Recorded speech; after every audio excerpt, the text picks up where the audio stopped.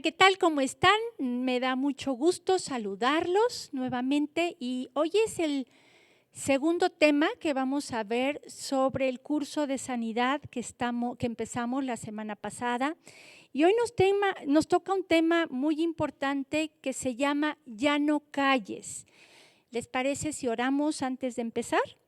Padre Celestial, gracias te damos, Señor, porque sabemos que el deseo de tu corazón es que vivamos una vida en victoria, una vida abundante, pero también sabemos que muchas veces traemos arrastrando cosas de nuestro pasado que nos impiden avanzar, que nos impiden sanar, que nos hacen sentir atorados.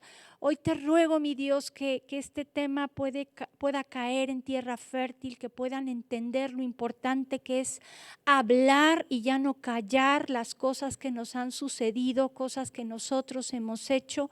Padre, ponemos este tiempo en tus manos para que tú, Espíritu Santo, vayas guiando, vayas redarguyendo, hagas lo que tengas que hacer, Señor, en la vida de las personas que nos van a escuchar. Y Padre, yo te ruego que tú me guíes, me dirijas y que las palabras que salgan por mi boca sean guiadas por ti, Espíritu Santo. Gracias por todo. Ponemos este tiempo en tus manos en el nombre de Jesús. Amén. A veces creemos que cuando nos pasan cosas o cuando nosotros hicimos cosas malas, el tiempo lo cura todo. Y hay cosas que sí, pero hay cosas que se quedan tan grabadas en lo profundo de nuestros corazones que para nosotros lo más fácil es guardarlo y no sacarlo por vergüenza, por miedo al que dirán, por mil cosas, ¿no? Pero hoy vamos a ver lo importante que es ya no callarnos cosas que nosotros hemos hecho, cosas que nos han hecho. ¿Por qué? Porque cuando nosotros callamos, el principal peligro o dos peligros que veo es que no puedes sanar y en segundo lugar, el enemigo tiene todo el derecho legal para seguirte afligiendo. De ahí la importancia de hablar y ahorita vas a ver en qué aspecto quiero enfocarlo. Lo primero que vamos a ver dos ejemplos. Uno de alguien que cometió pecado y se tardó en confesar su pecado delante de Dios, y mientras tú no te arrepientes, mientras tú no le pides perdón a Dios, tú tienes la puerta abierta. Acuérdate que el pecado abre puertas a demonios para que nos aflijan. Y mientras tú no te arrepientes, esa puerta está abierta. Entonces las consecuencias de tus actos van a ser mayores.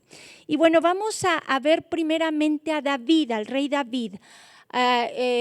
Vemos, por ejemplo, en en Hechos 13:22, si quieren buscarlo, por favor, cómo se describe a David, aparte de que se dice que es el dulce cantor de Israel. En Hechos 13:22 dice lo siguiente: quitado les levantó por rey a David, de quien dio también testimonio diciendo: he hallado a David, hijo de Isaí, varón conforme a mi corazón, quien hará todo lo que yo quiero. A veces creemos que por tener el corazón conforme al corazón de Dios era un varón perfecto, y no es así. Ahorita vas a entender por qué es que conocía muy bien el corazón de Dios. Pero vemos que David, en una etapa de su vida en la que estaba de ocioso, no fue a la guerra, y por no ir a la guerra se quedó ahí en el palacio y se levantó tarde de su lecho y dice que estaba ahí en la terraza y volteó a ver y estaba Betsabé bañándose. Entonces ahí empezó todo, ¿no? Por ver lo que no debía ver, fue que cayó en la tentación y cayó en adulterio con Betsabé. Ella le dice que estaba encinta, que quedó encinta, y entonces Betsabé estaba casada con Urías Eteo. Y entonces David ve la manera de mandar matar a Urías para quitarlo de en medio. Y entonces vemos que David, vean lo que dice Salmo 32:3. se tardó muchísimo tiempo en arrepentirse, en confesar su pecado, y vean las consecuencias por no confesar esos dos pecados que había cometido. Dice así: mientras callé, se envejecieron mis huesos en mi gemir todo el día. Hay otra traducción de Biblia, la Biblia para Todos con lenguaje actual, que se los voy a leer porque me gusta cómo lo traduce. Dice: mientras no te confesé mi pecado, las fuerzas se me fueron acabando de tanto llorar.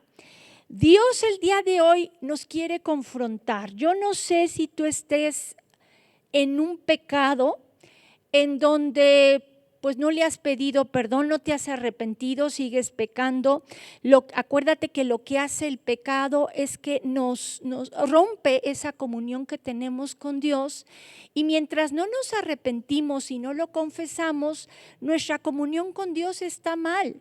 Entonces, durante un año más o menos, David estaba así, sin confesar su pecado. Su cuerpo físico ya lo estaba resintiendo, y eso es lo que hace un pecado no confesado. Entonces vemos también que, vean lo que dice Primera de Juan 1:9, que Dios es tan lindo. Una vez que tú recibiste a Cristo en tu corazón como tu Señor y tu Salvador, judicialmente, y esto lo vamos a explicar mejor en la próxima lección, ya tenemos el perdón de nuestros pecados, pero para restaurar esa comunión que tenemos con el Señor, necesitamos confesarle a Él nuestros pecados. Y dice Primera de Juan 1:9, si confesamos nuestros pecados, Él es fiel y justo para perdonar nuestros pecados y limpiarnos de toda maldad. Y esa palabra confesar significa reconocer. Esto quiere decir que primero tienes que reconocer que hiciste mal, que ofendiste a Dios con lo que hiciste, y con un corazón contrito y humillado, arrepentido realmente, pedirle perdón a Dios. Tristemente vemos que David se tardó en eso. Fue hasta que llegó el profeta Natán que le hizo ver el pecado que había cometido, bueno, esos dos pecados que había cometido, y entonces él se arrepiente genuinamente, tan se arrepiente que es cuando escribe el Salmo 51. Y quiero que analicemos este salmo. No vamos a analizar todos los versos, sino yo les voy a ir diciendo qué verso. Vamos primero, Salmo 51, verso 1 y 2, para ir viendo de qué manera David realmente se arrepintió de sus pecados. Y él conocía tan bien el corazón de Dios que sabía cómo llegarle al corazón de Dios para que él, para hallar gracia delante de él. Y vamos a leer el verso 1 y 2 que dice, esto es David diciéndole a Dios: ten piedad de mí, oh Dios, conforme a tu misericordia. David conocía el corazón de Dios, conocía que Dios es amor, conocía que la misericordia de Dios, las misericordias de Dios son nuevas cada mañana, y él estaba apelando en estos momentos a esa misericordia. Dice: conforme a la multitud de tus piedades, borra mis rebeliones, lávame más y más de mi maldad y límpiame de mi pecado. Cuando él realmente se dio cuenta, o se arrepintió realmente, se dio cuenta que estaba sucio. El pecado nos afea, el pecado nos ensucia, el pecado nos aleja de Dios. Verso 3 dice lo siguiente también. Dice: porque yo reconozco mis rebeliones y mi pecado está siempre delante de mí. Aquí vemos que Hace ratito vimos que la palabra confesar significa reconocer. Entonces, delante de Dios él estaba confesando sus pecados, estaba reconociendo que se había equivocado, pero aquí vemos otra cosa. Dice, mi pecado está siempre delante de mí. Se ve que él estaba batallando ahí con culpa. Vamos a hablar más acerca de la culpa en el tema siguiente, pero quiero mencionar algo. En la clase pasada yo les mencioné cómo a mí me costaba mucho trabajo perdonarme a mí misma porque el estándar del perdón que yo tenía era muy elevado. Y muchas veces hay muchas personas que no se pueden perdonar a sí mismas porque tienen un estándar del perdón muy elevado.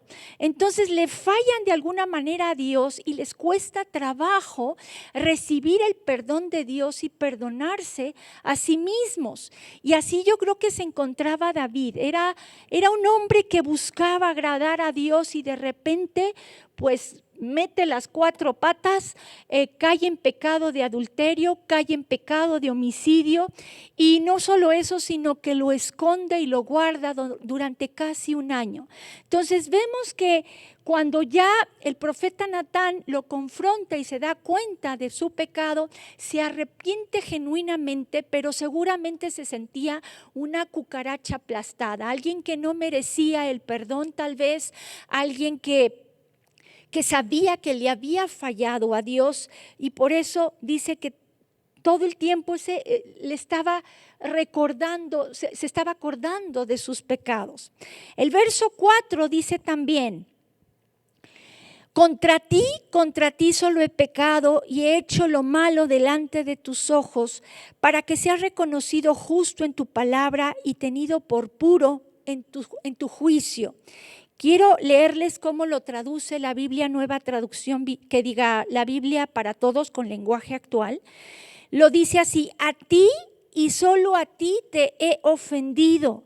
He hecho lo malo en tu propia cara, tienes toda la razón al declararme culpable.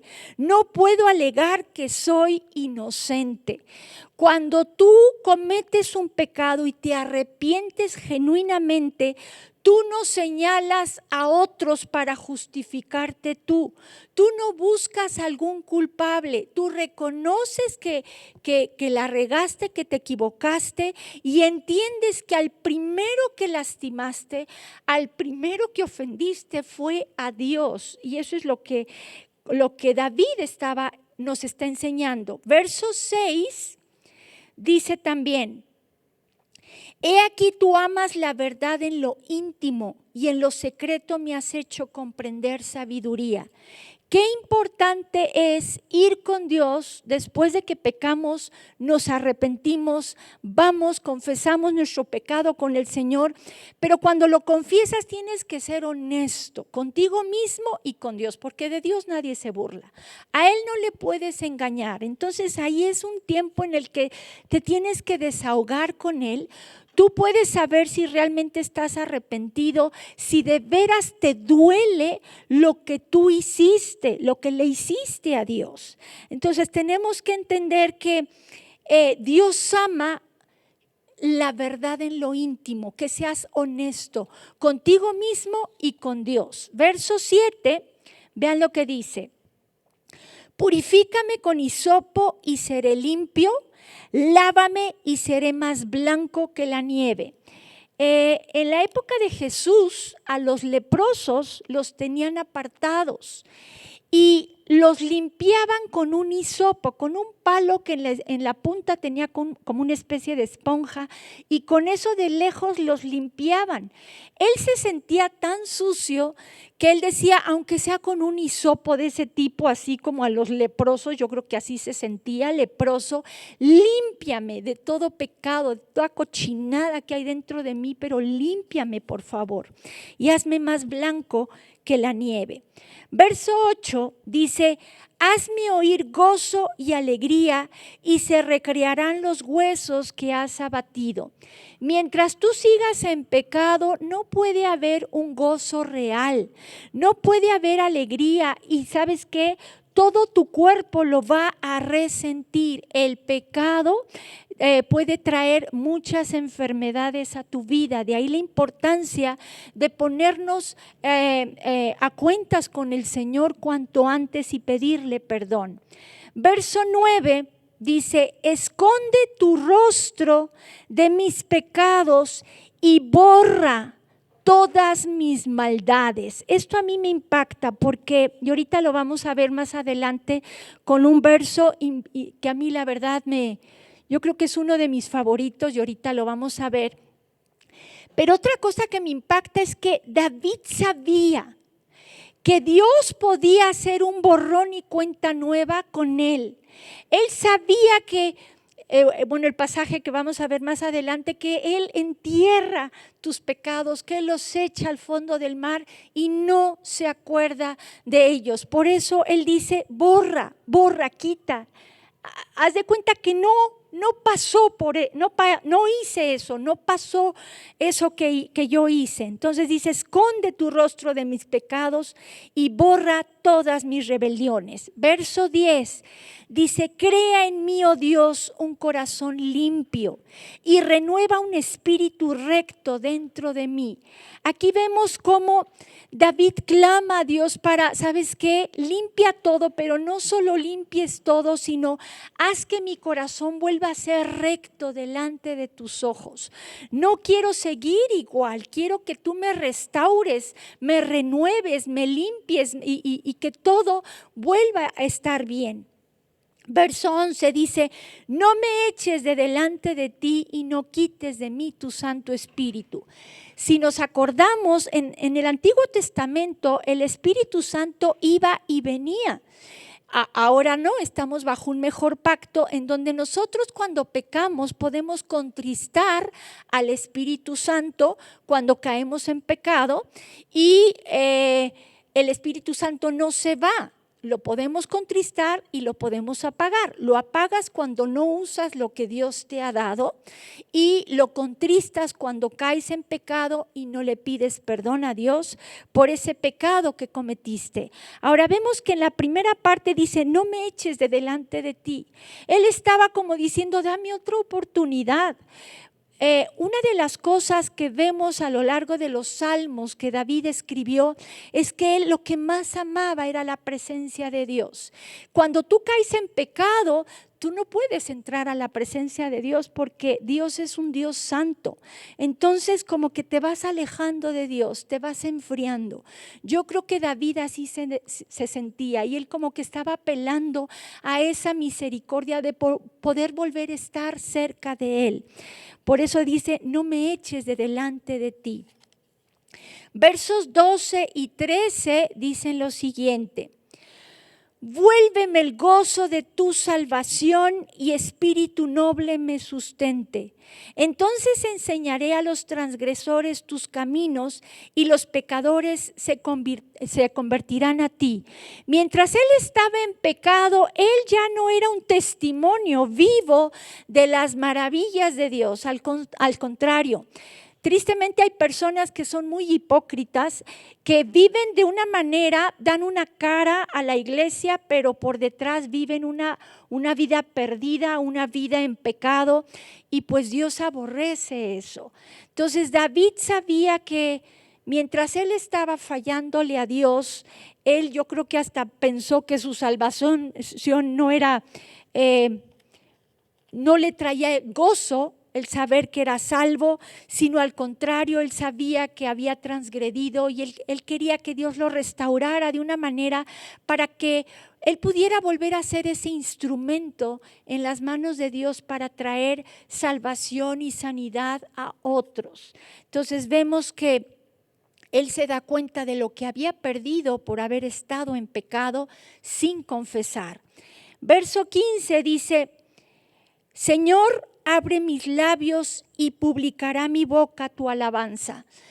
Yo estoy segura que cuando tú estás en pecado ni puedes alabar bien a Dios, hasta yo creo que te sientes incómodo porque dices, ¿con qué cara voy a alabar a Dios si estoy haciendo algo que a Él no le agrada?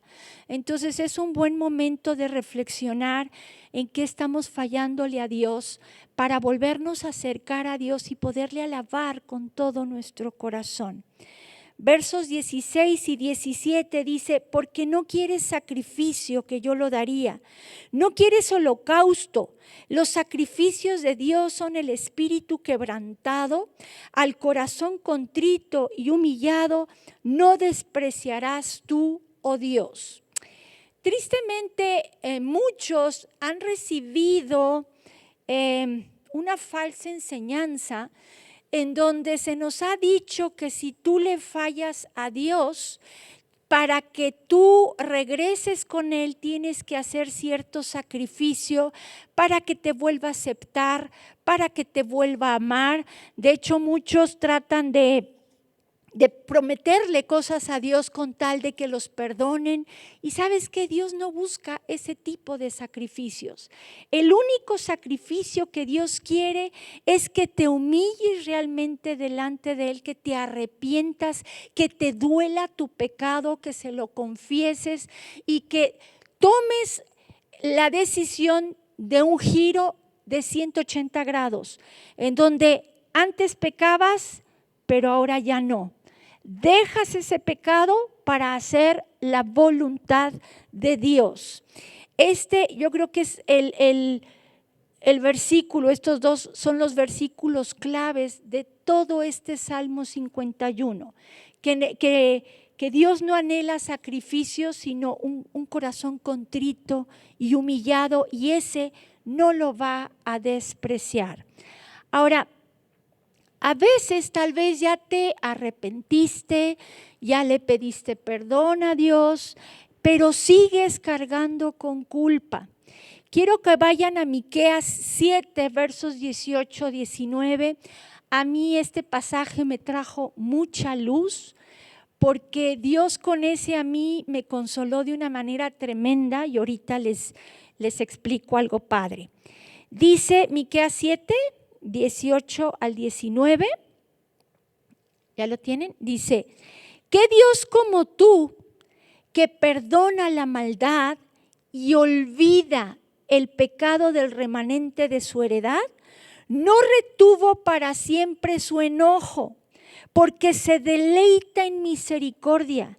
Volverá a tener misericordia de nosotros, sepultará nuestras iniquidades y echará en lo profundo del mar todos nuestros pecados. Estuve averiguando esta palabra misericordia. Hay muchas palabras que se traducen tanto en el Antiguo Testamento como en el Nuevo Testamento como misericordia. Pero esta misericordia, esta palabra misericordia en especial, significa mimar, acariciar, querer, amar, compadecer. Esto nos habla de que cuando nosotros cometemos algún pecado y vamos con Dios y nos arrepentimos realmente, Él tiene este tipo de misericordia. Quiere decir que Él te sigue amando. Él te acaricia, Él se compadece de ti. No es como Satanás que le decimos el acusador, porque día y noche te atormenta con lo que tú hiciste y para que te haga sentir culpable. Dios no es así. Él no significa, dice aquí que se olvida de nuestros pecados, no es que se le borra la memoria, sino que Él no los trae a la luz para estarte recordando lo que tú hiciste. Esa función la hace Satanás en tu vida. Ahora, es muy importante que entendamos que una vez que nosotros nos arrepentimos realmente, Dios borra nuestros pecados. Con Dios sí hay un borrón y cuenta nueva. Y tenemos que aprender también a perdonarnos a nosotros mismos. Muchas veces cuando hay culpa es porque tú no te has podido perdonar a ti mismo, a ti misma, y eso hace que constantemente tú le des permiso a Satanás que te esté atormentando y que te esté recordando lo que tú hiciste.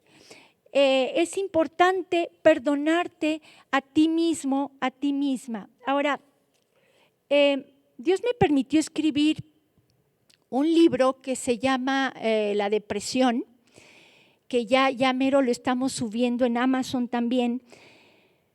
Pero en ese libro, la última parte, hablo de la culpa. Y en la culpa, cuando tú tienes culpa, te puede llevar a una depresión muy fuerte. Y yo así estaba, en la clase pasada les platiqué, por el pecado que yo cometí, yo caí en una fuerte depresión. Y cuando yo escribí ese libro de cómo salir de la depresión, yo me sentía tan mal, fue lo que me llevó a esa depresión y fue lo que motivó a que yo buscara a ese pastor. Pero justo cuando yo escribí esa porción en ese libro, pude ver un video de James Cameron en donde él baja en un submarino vertical a las fosas de las Marianas, que está en las Filipinas, que es la parte más profunda a donde ha llegado el ser humano. Seguramente hay partes más profundas en todo el océano, pero ahí es donde ha llegado el ser humano. Y la profundidad ahí de esas fosas marianas es de 11,000 metros. Y él empieza a bajar por ese submarino vertical y empieza a describir cómo es ese lugar. A los 1,000 metros ya no hay luz del sol, entonces describe ese lugar como un lugar oscuro, un lugar solitario, había pocos animales ahí, seres vivientes, pero todos se veían, pues a mi modo de ver las cosas horribles, porque se veían todos blancos, sin color, con unas figuras horribles. Lo describe como un lugar solitario. Y cuando él iba bajando ese submarino, por la presión tan fuerte que hay de tanta agua que estaba sobre el submarino, muchos instrumentos empezaron a fallar. De hecho, los vidrios eran doble vidrio y el primer vidrio en algunas partes se rompió. Entonces, él tenía mucho miedo de que dejaran de funcionar esas máquinas y sobre todo había unas pesas muy pesadas que jalaban el submarino hacia la profundidad y él tenía miedo de que a la hora en que él quisiera volver a subir, ese sistema de poleas no funcionara y no soltara esas pesas para que él pudiera subir a la superficie. Entonces él estaba ahí ya casi llegando a los 11,000 metros, que si lo menciono otra vez en el próximo tema, a ver si los puedo subir un video, si se puede, no sé, por el tiempo estamos a veces apretados, pero cuando él llega ahí, pues describe ese lugar como está. Y no es casualidad que Dios en este texto que acabamos de leer nos dice que va a echar en lo profundo del mar nuestros pecados. ¿Por qué lo dice? Porque han visto a veces películas en donde ponen un mensaje en una botella y luego la avientan para ver si llega alguna a la orilla de una playa y puedan ver el mensaje. Dios no dice que va a echar tu pecado en una botella porque sale a flote y sale a la luz, sino que Él dice que va a arrojar nuestros pecados en lo profundo del mar, 11,000 metros de profundidad. Y vemos entonces que esto nos ilustra que Dios quiere que ahí se queden nuestros pecados. Pero cuando hay culpa, es como si nosotros nos echáramos un clavado a esas profundidades en donde todo lo vemos mal, todo lo vemos oscuro, los pocos animales que se ven horribles parecen demonios, nos estén atormentando. Por eso caes en depresión por la culpa, en donde te sientes solo, sientes que nadie te va a querer porque fallaste, en fin, tantas cosas. Y mientras tú no sueltes esas cargas, tú te vas a quedar ahí en lo profundo del mar.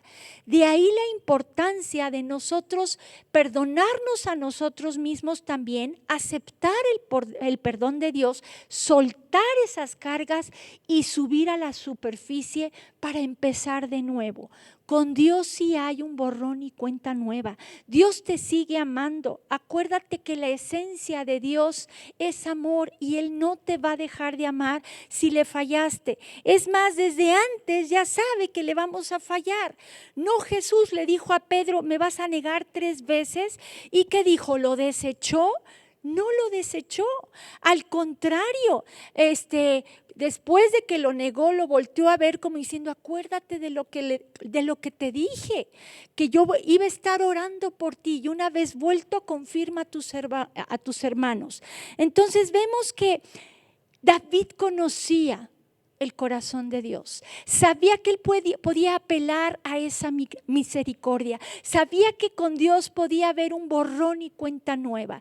Y saben, lo fácil es caer, lo difícil es levantarse. Y muchos tristemente no se han podido levantar, tal vez porque no se han podido perdonar, tal vez porque siguen en ese pecado o tal vez porque creen que Dios no los puede perdonar y se sienten con miedo de acercarse a Dios para pedirle perdón porque se sienten sucios. Hoy Dios te dice, te espero con los brazos abiertos, te sigo amando. Solo estoy esperando a que tú te arrepientas de corazón y confieses tu pecado, me confieses tu pecado y yo aquí estoy, quiero otra vez restaurar esa comunión contigo. Entonces, bueno, aquí ya vimos un ejemplo de cómo es importante hablar, sobre todo con Dios, de lo que nosotros hicimos, confesar nuestro pecado, reconociendo que hemos fallado. Y bueno, vamos a ver otro ejemplo en donde también es importante hablar y no callar. Y el ejemplo que vamos a ver es Tamar. Tamar, si se acuerdan, fue una hija del rey David, y lo que a ella le sucedió, tristemente, fue consecuencia del pecado de David. ¿Tú sabías que el adulterio de los padres puede que provoque en los hijos que sean abusados sexualmente o violados? Esto es algo tremendo, es una consecuencia tremenda. Y bueno, si conoces la historia, no lo vamos a leer, te la platico, ya nomás vamos a ver unos versículos claves. Tamar les decía que era hija del rey David. El primogénito del rey David era Amnón, y Amnón como que puso sus ojos en Tamar, que era su media hermana. Absalón era el hermano de Tamar, donde sus padres eran los mismos, tanto la mamá como el papá tenían el mismo papá y la misma mamá, tanto Absalón y Tamar, pero Amnón tenían al mismo padre, que era el rey David, pero diferente mamá. Entonces Amnón, aconsejado por su primo, es que decide pedirle al rey que deje venir a Tamar, se finge enfermo y le pide al rey que venga a Tamar para que le prepare algo de cocinar. Y el rey se lo pide a Tamar, Tamar va en la inocencia de su corazón, le prepara la comida y él pues le pide que se la lleve a la alcoba, y ahí es cuando él abusa sexualmente de su hermana, de su media hermana. Y vemos entonces cómo pues ella, vayan a 2 de Samuel capítulo 13, verso 19, para que vean lo que ella hizo después de que fue violada por su medio hermano. Dice, entonces Tamar tomó ceniza y le esparció sobre su cabeza y rasgó la ropa de colores de que estaba vestida, y puesta su mano sobre su cabeza se fue gritando. En ese momento ella estaba sacando ese dolor tan tremendo que ella tenía para los judíos, y bueno, era muy importante la virginidad. Y también yo creo que ahí ella sintió, ya no tengo vida, ya fui abusada, ya quién me va a querer. Y ella estaba sacando ese dolor. Los judíos tendían a ponerse ceniza sobre su cabeza en señal del dolor tan grande que había en su corazón. Entonces ella estaba exteriorizando el dolor tan grande que había en su corazón. Lo estaba sacando ese dolor. Sin embargo, vayan ahora al verso 20, porque ahí es donde empieza el problema. Esto es lo que su hermano Absalón le dijo cuando se enteró que Amnón, su otro hermano, había abusado de su hermana. Y dice así: y le dijo su hermano Absalón: ¿ha estado contigo tu hermano Amnón? Pues calla, ahora, hermana mía, tu hermano es. No se angustie tu corazón por esto. Y se quedó Tamar desconsolada en casa de Absalón, su hermano. Lo peor que le pudo haber dicho su hermano es: cállate, no digas nada, no hagas nada, porque por quedarse callada es que se quedó desconsolada. Y la definición de esta palabra desconsolada está tremenda. Viene del hebreo shamem y significa aturdir o adormecerse, devastar, dejar estupefacto, pasmar, pavor, ruina, devastación. Quiero que analicemos algunas de estos significados relacionándolo con el abuso sexual. Y la primera parte es aturdir o adormecer. Hace muchos años, ya pedí permiso para hacer esto, hubo una hermana que acudió a mí y me empezó a hablar de su hija que había sido abusada sexualmente cuando era pequeña. Y ella me decía: pues ayúdale, porque ahorita está en la adolescencia y se ve que apenas ahorita ella como que ya conocía más o menos lo del abuso sexual y empezó a darse cuenta de los síntomas que tenía su hija por haber sido abusada a la edad de 4 años, pero los síntomas apenas se dejaron ver en la adolescencia. Más o menos los síntomas, así a grandes rasgos, es una baja autoestima, en algunos otros es una rebeldía porque hay una ira reprimida tremenda, una inseguridad tremenda, mucho miedo, en fin, muchas cosas, ¿no? Y entonces su mamá vino conmigo y me decía: por favor, ayuda a mi hija que está así. Entonces yo fui con la hija y hablé, ella era una adolescente, y le dije lo que su mamá me había dicho, ¿no? De que pues lamento mucho que haya sido abusada a la edad de 4 años. Pegó unos ojotes, como diciendo: ¿de qué me estás hablando, no? Y me dijo, y de repente se puso a llorar. Y yo me quedé: ¿y ahora qué pasa, no? Me dice: yo pensé que lo había soñado. Y eso me hizo ver, y tras oír otras consejerías, que Dios, cuando son chiquitos, yo creo que permite que pienses que es un sueño o que se te olvide para no traumarte desde pequeño. Pero llega un punto en el que Dios quiere que lo saques y lo hables para ser sanado o sanada. Pero aquí vemos entonces 2 estrategias que usa Satanás. Una es que te esté recordando todo el tiempo lo que tú hiciste, como lo vimos en el caso de David, metiéndote culpa. Pero otra estrategia que usa Satanás es que lo guardes en lo más profundo de tu corazón, no lo hables por vergüenza, por miedo, qué sé yo, para que no seas sanado o sanada. Cuando tú hablas a alguien por primera vez, el que fuiste abusado o abusada, es el primer paso para que tú recibas sanidad si pasaste por algo así.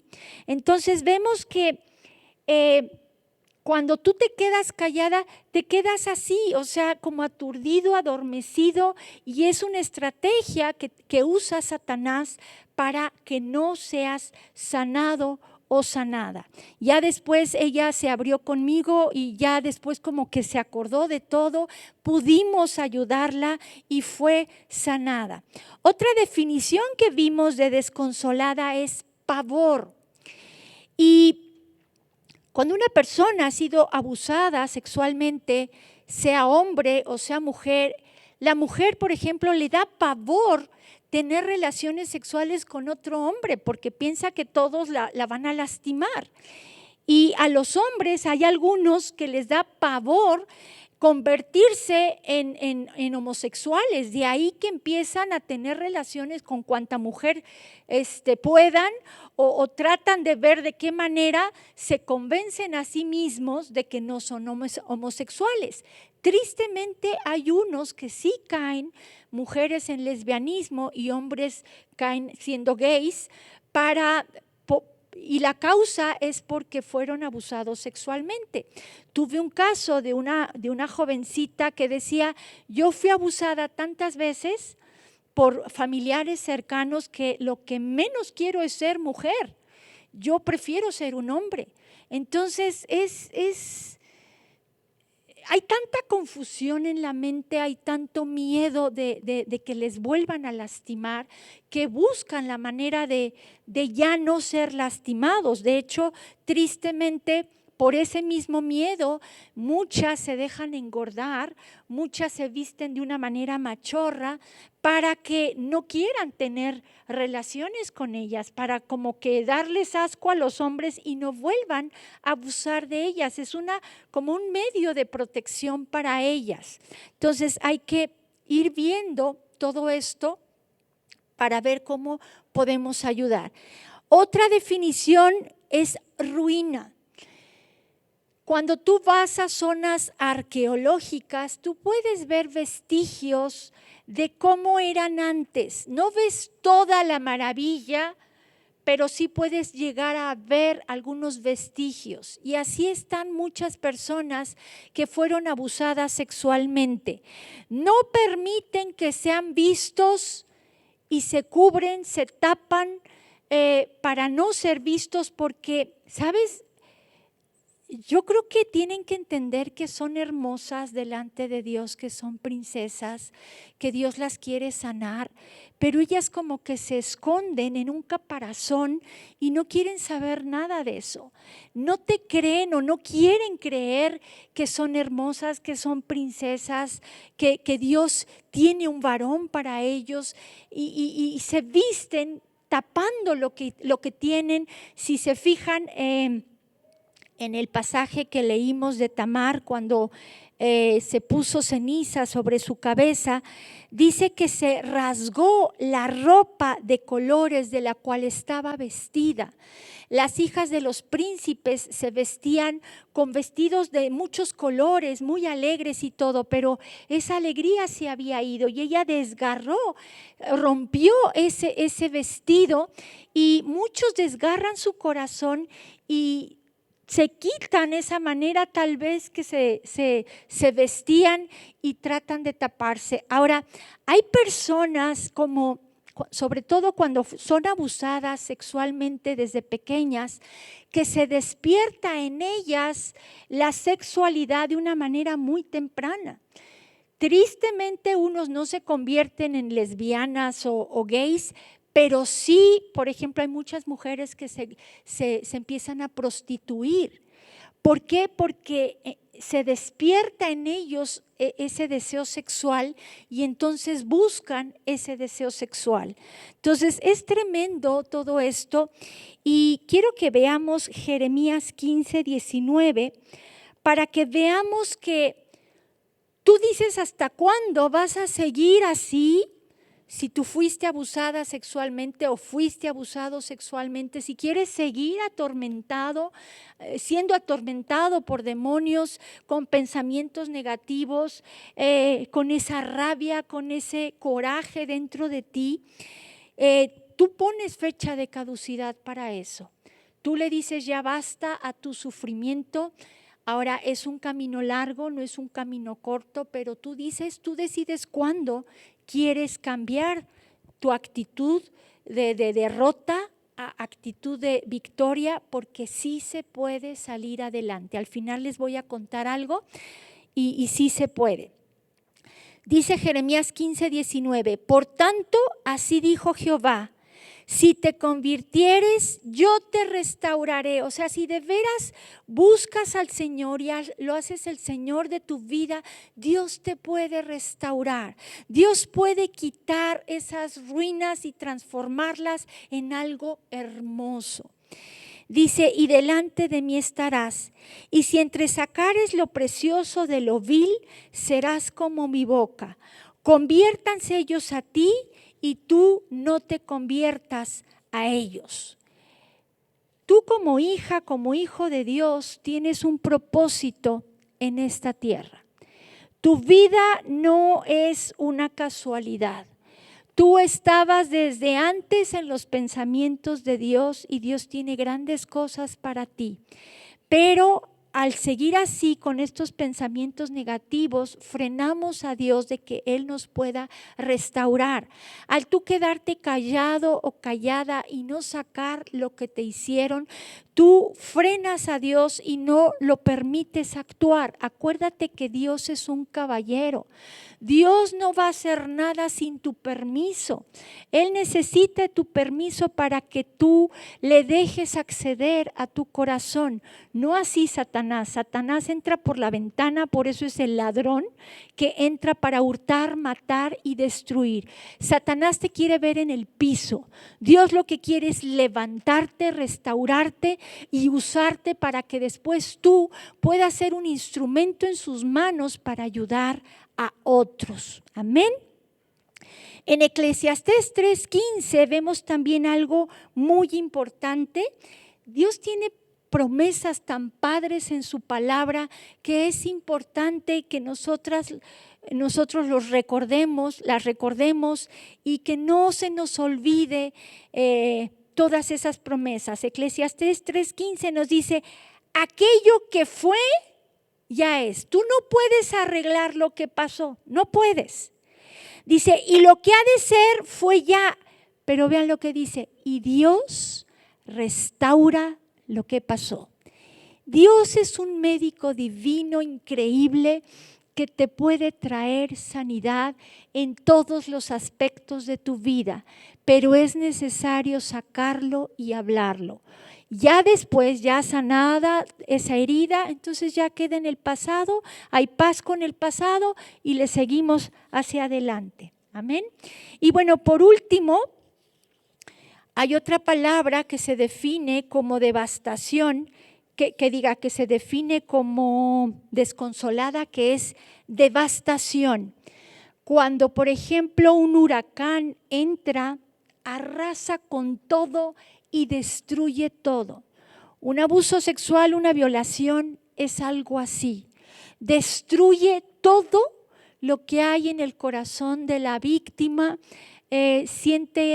Muchas sienten ganas de morirse, no tienen ganas de seguir viviendo. Pero tenemos que saber que Dios quiere reconstruir esos corazones.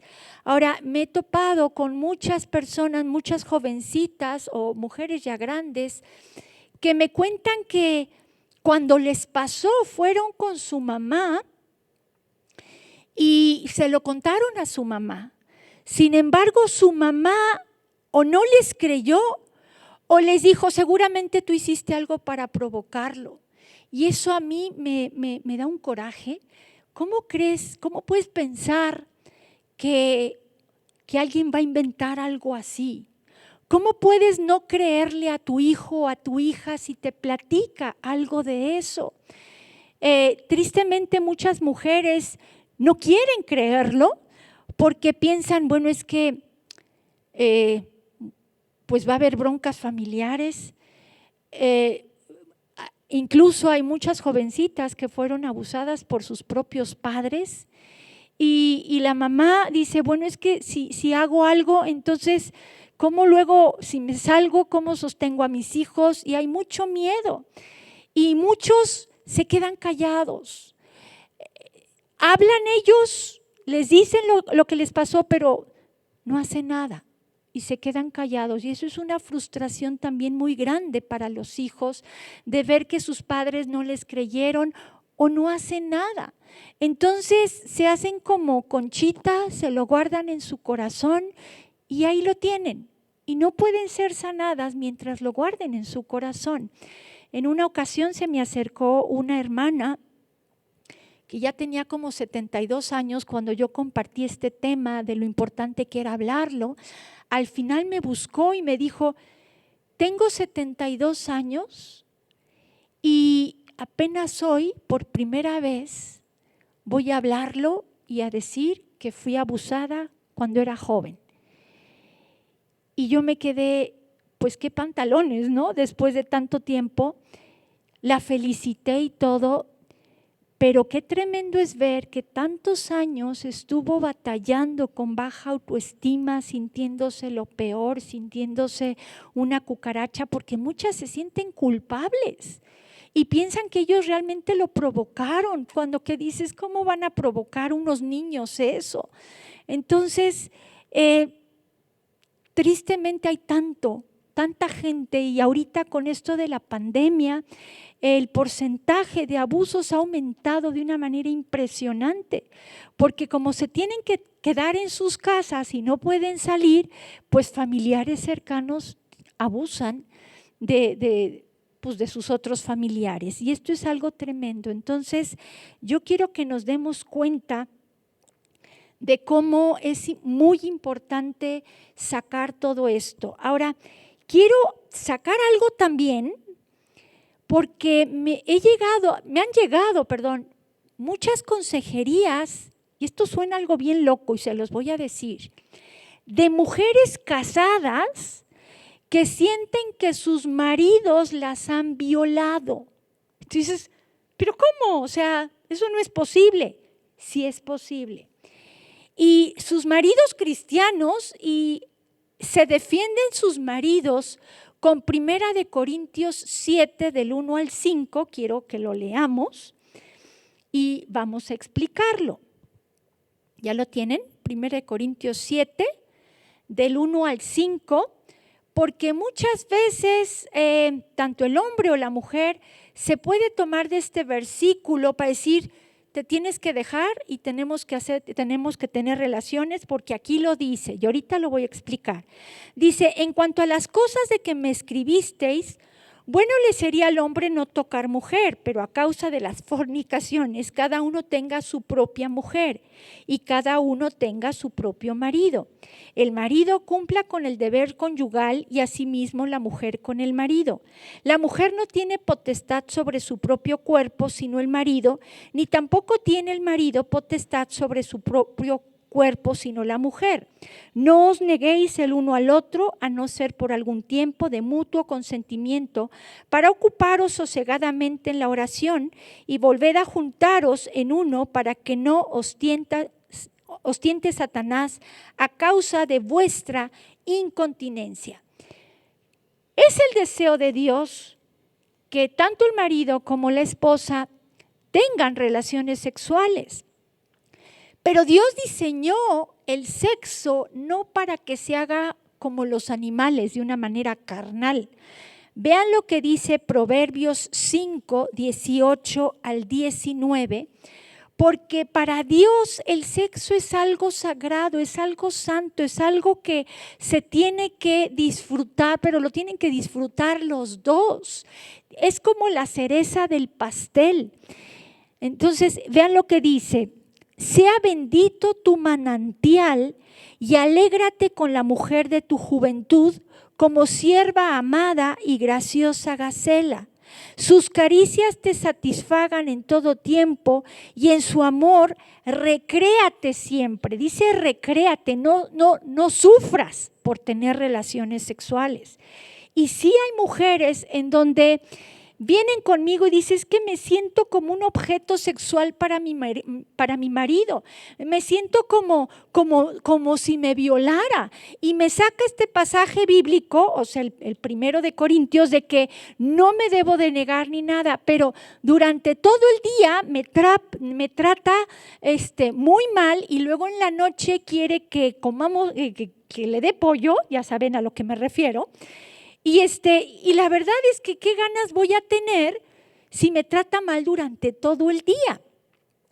Necesitamos entender, varones que me escuchan, lo que dice Colosenses 3:19. Dice, maridos, bueno, me voy a esperar a que lo busquen, perdón. Colosenses 3:19.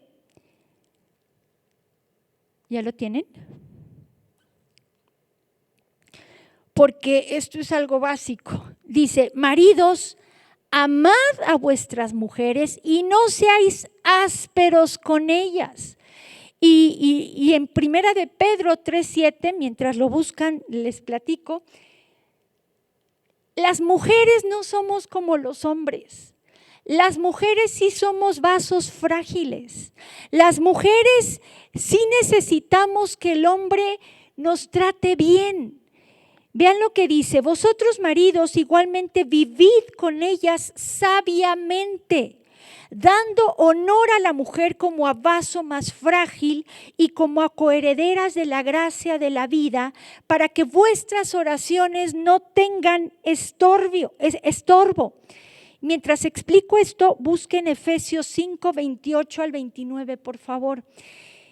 Vemos aquí que la mujer es un vaso frágil, y sí, ¿saben qué? Yo les voy a decir cómo está la neta. El hombre se prende con cualquier cosa. De hecho, la tentación a los hombres les entra por los ojos y se excita con cualquier cosa. La mujer es más difícil que se excite. La mujer es como una plancha, tarda en calentarse. Entonces necesita, para calentarse, que el hombre la trate bien.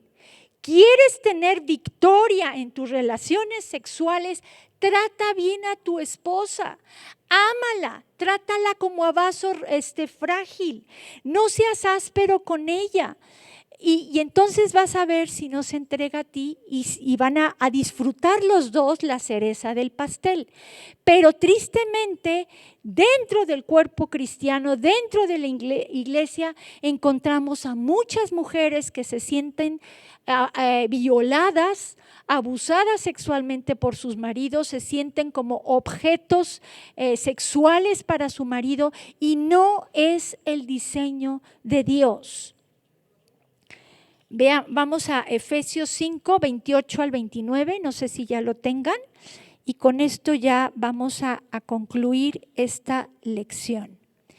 Dice, así también los maridos deben amar a sus mujeres como a sus mismos cuerpos. El que ama a su mujer, a sí mismo se ama, porque nadie aborreció jamás a su propia carne, sino que la sustenta y la cuida, como también Cristo a la iglesia. Varón que me escuchas, lo que tú le hagas a tu esposa te lo estás haciendo a ti mismo. Mujer que me escuchas, lo que tú le haces a tu marido se lo estás haciendo a Dios.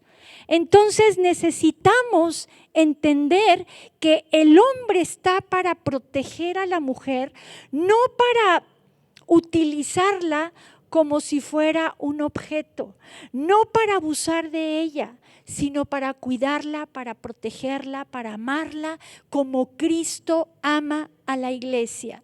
¿A ti te gustaría que abusaran de ti? Yo creo que no. Y lo mismo pasa con tu esposa. Entonces yo sé que este es un tema fuerte, yo no sabía si compartirlo o no, pero pues ya lo compartí, ya ni modo. Yo espero que pueda ser de bendición. Y bueno, aquí termina esta lección. Acuérdense que terminando cada lección hay unos ejercicios y unas actividades que te toca hacer a ti de manera personal para ir sanando. Ahora, hay un libro que Dios me permitió escribir. Esa ya está en Amazon, si lo quieres de manera digital, y si lo quieres de manera física, escríbeme a mi correo angelamaldonado.k@gmail.com. Y es un libro que escribí junto con una amiga muy querida que se llama Michelle López. El libro se llama Soy libre, abuso sexual. En este libro ella entrevistó a un joven que fue abusado sexualmente y él nos va narrando paso a paso lo que fue sintiendo y cómo Dios lo fue sanando. Ella hizo esa parte y yo hice la parte de buscar en la palabra de Dios todo, pues todo el contenido y todo. Y yo creo que es un libro que puede ayudarte muchísimo. Si tú has pasado por un abuso sexual, yo te lo recomiendo muchísimo. O si sabes de alguien que pasó por algo así, pues también es bueno poder ayudar, aunque sea de esa manera. Y bueno, aquí terminamos. Vamos a orar para despedirnos. Acuérdate lo importante que es hablar y no callar. Vamos a orar. Padre Celestial, gracias te damos por este tiempo que tú nos has dado. Te rogamos, Señor, que tú nos muestres qué es lo que debemos de hablar, con quién hablarlo, con quién nos podemos abrir para poder comenzar nuestra sanidad. Padre Celestial, pongo delante de ti a todos los hombres y las mujeres que nos están escuchando en estos cursos de sanidad interior que vamos a tener.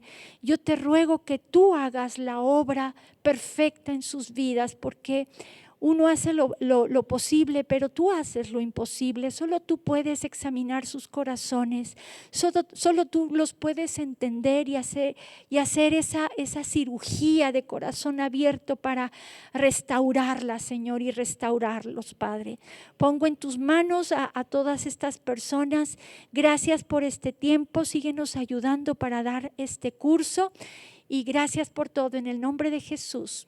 Amén. Que Dios los bendiga. Nos vemos el próximo jueves. Vida Nueva para el Mundo se sostiene y propaga el mensaje de salvación